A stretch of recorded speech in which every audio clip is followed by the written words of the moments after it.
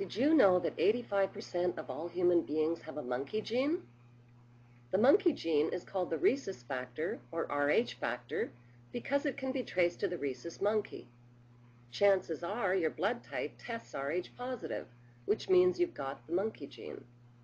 If by chance your blood type tests negative for the monkey gene, you are in a small minority of only 15% of the world's population. So what happens when an Rh negative woman gets pregnant with an Rh positive partner? Her body rejects, attacks, and kills the fetus, unless, of course, there's medical intervention. What is the cause of this strange breeding incompatibility within the human species? Are Rh negative people alien in some way? Studies were done to see if there's any difference between Rh negative people and Rh positive people. The results were shocking.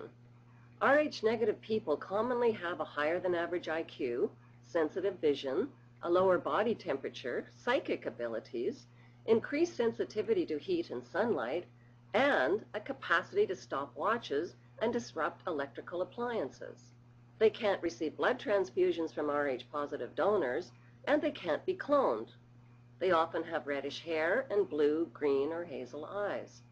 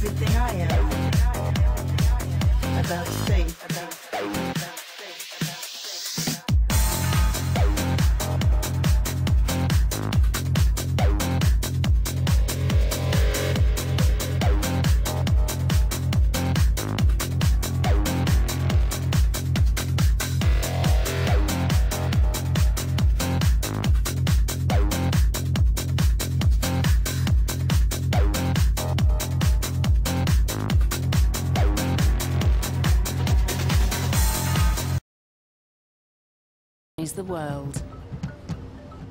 Thanks again, folks, for coming. This is the tree of humanity.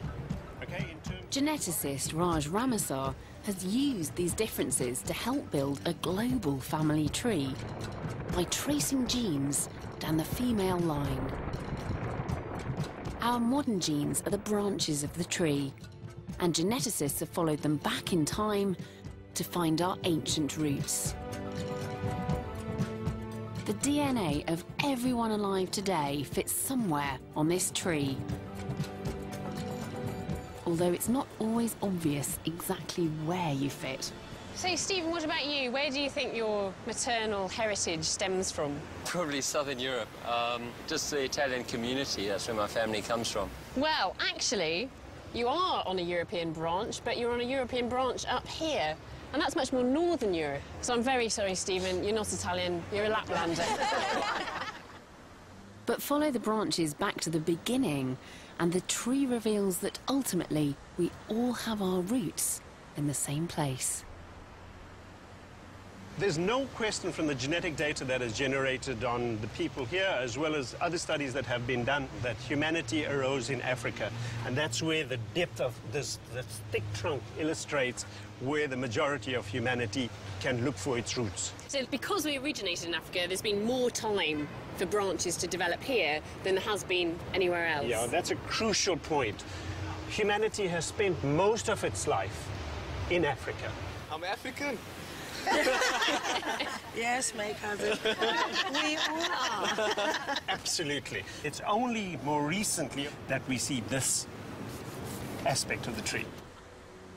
But the really amazing thing is what the tree tells us about those who left Africa. You might expect lots of branches, lots of genetic lineages, leaving Africa at different times. But instead, the rest of the world connects back to Africa through one thin branch. What does that mean? There was a single branch